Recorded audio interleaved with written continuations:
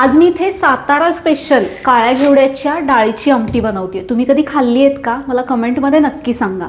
आणि कोण कोण सातारचे आहेत व्हिडिओला पटकन लाईक करा।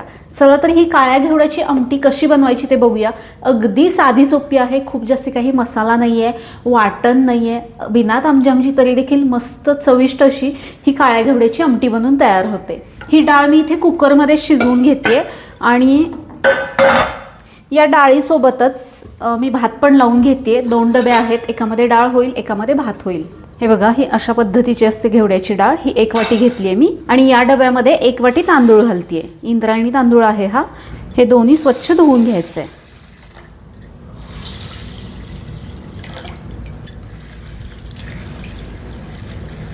हे दोन्ही धुवून यातलं मी पाणी काढून घेते।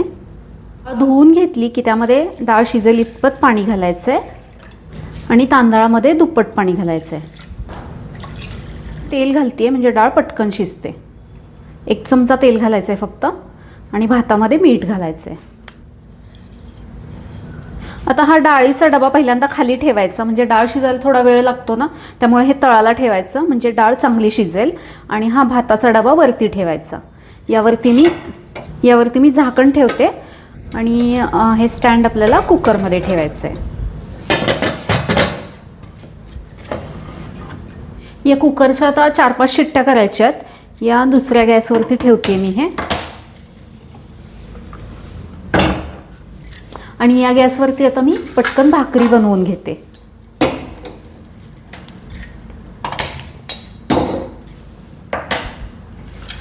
कुकरच्या 4 ते 5 शिट्ट्या करून घ्यायच्या आहेत। भात पण आहे त्यामध्ये, मला थोडा मऊ भात आवडतो त्यामुळे थोडा जास्ती शिट्ट्या झाल्या तरी काहीच हरकत नाही।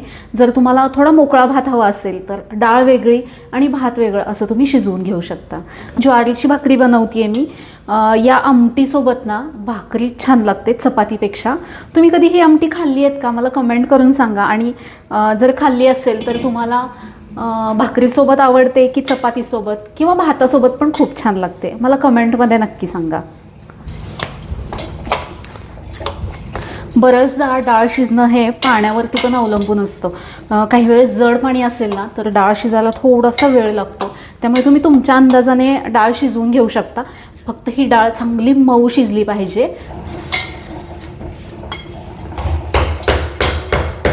ताटात जर ही आमटी, भाकरी आणि कांदा असेल ना तर कुठल्याही अजून कुठल्या भाजीची किंवा चटणीची अजिबात गरज नाही आहे।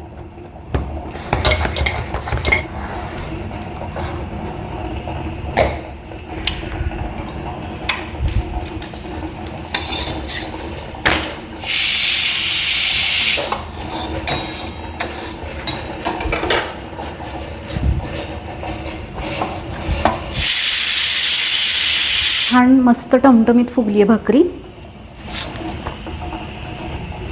इथे भाकरी बनवून झाल्यात आणि कुकर आपला थोडासा थंड व्हायला पाहिजे, अजून वाफ येते।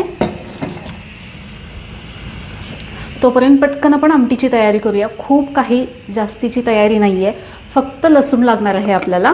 खलबत्त्यामध्ये 4-5 कुड्या घेते मी लसणाच्या, ते ठेचून घ्यायच्यात। असं सोलून ठेवते मी लसूण वेळ असेल तेव्हा, म्हणजे आयत्या वेळेस पटकन बरं पडतं ना।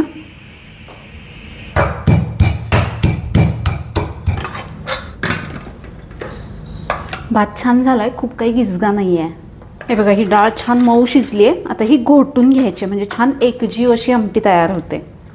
ही डाळ मी इथे चांगली घोटून घेतली आहे। कढई गरम झाली की त्यामध्ये तेल घालायचं, एखादा चमचा, जास्त तेलाची गरज नाही आहे। तेल गरम झालं की मोहरी घालायची आहे, जिरे घालायचे आहेत। तेल छान गरम झालंय बघा, म्हणजे फोडणी छान बसतीये। कढीपत्ता, ठेचून घेतलेला भरपूर लसूण। गॅस कमी ठेवते म्हणजे हे मसाले करपणार नाहीत। लसूण यामध्ये मी थोडासा जास्ती वापरलाय म्हणजे छान खमंग लागते आमटी ही। हलकासा याचा रंग बदललाय। आता यामध्ये मी हळद घालतेय, हिंग घालायचंय, हा आहे आपला अक्षदाज रेसिपीचा कांदा लसूण मसाला. हा मी यामध्ये वापरणार आहे. आणि हा मसाला घातला की वरून तुम्हाला धणेपूड, जिरेपूड किंवा गरम मसाला असं वेगळं काही घालावं लागत नाही. ऑल इन वन असा हा मसाला आहे आणि पारंपरिक पद्धतीने डंकावरती कुटलेला आहे. आणि मी रोजच्या जेवणामध्ये हा मसाला वापरते, तोच मी तुमच्यासाठी अवेलेबल करून दिलेला आहे. तुम्हाला पण हा मसाला पाहिजे असेल तुमच्यासाठी तर इथे व्हॉट्सअप नंबर दिला आहे, त्यावरती व्हॉट्सअपमध्ये हाय फक्त करा, तुम्हाला याचे पूर्ण डिटेल्स मिळतील. मसाला 2 चमचे किंवा आवडीनुसार 2 चमचे घातलाय मी. खूप काही तिखट होत नाही, अगदी झणझणीत होत नाही, नॉर्मल तिखट होतं. 2 चमचे आपले नेहमीचे पोह्याचे जे चमचे असतात ना, ते 2 चमचे मी इथे वापरलाय. हे चांगलं खमंग भाजलं की हे घोटून घेतलेली डाळ घालायची आहे. आमटी कशी सैलसर दाटसर हवी आहे त्यानुसार यामध्ये पाणी घालायचं आहे. गॅस मी थोडासा मोठाच ठेवते. बऱ्याच जणांना भाकरी या आमटीमध्ये कुस्करून खायला आवडते, मग अशा वेळेस थोडीशी सैलसर आमटी तुम्ही ठेवू शकता. छान उकळी आली आहे बघायला. गॅस कमी करते मी आता आणि थोडी एक 4-5 मिनिटे आमटी ही शिजवून घेते. चवीपुरतं मीठ घालायचं आहे, शेवटी कोथिंबीर.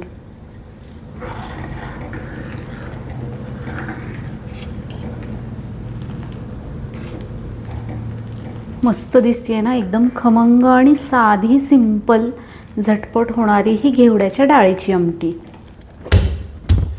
याच्यासोबत चिरलेला नाही तर हाताने असा फोडलेला कांदा. सातारा स्पेशल सगळ्यांची आवडती ही घेवड्याच्या डाळीची आमटी मस्त अशी तयार झाली आहे. माझा तर आजचा मेनू तयार आहे. तुम्हाला कसा वाटला कमेंटमध्ये नक्की सांगा. थोडंसं जरी आवडलं असेल तर व्हिडिओला लाईक करा. परत भेटू अशाच एका छानशा रेसिपीमध्ये. धन्यवाद.